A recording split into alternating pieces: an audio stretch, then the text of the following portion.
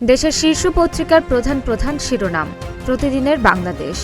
নতুন নিয়োগ হবে 1 লাখ স্বাস্থ্যকর্মী, প্রধানমন্ত্রী। নারী থাকবে 80%।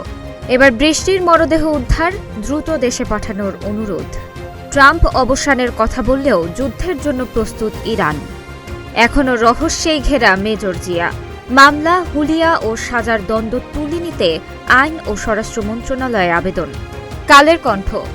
সংসার চালাতে সঞ্চয়ে টান, উচ্চ মূল্যস্ফীতির চাপে অতিষ্ঠ মধ্যবিত্ত 1/3 পরিবারই ঋণ নির্ভর।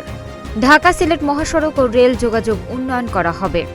4.5 বছর আগে লন্ডনের রেস্টুরেন্টে বসে নতুন করের পরিকল্পনা।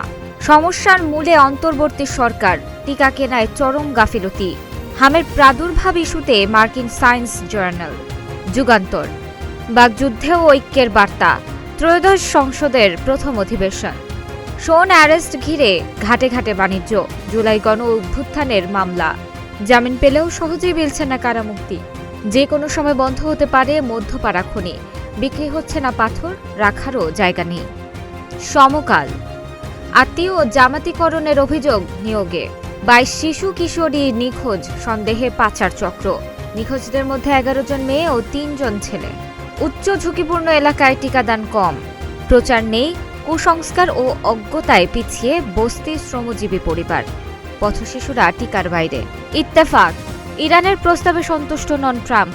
আবার তীব্র যুদ্ধের প্রস্তুতি তেহরানের।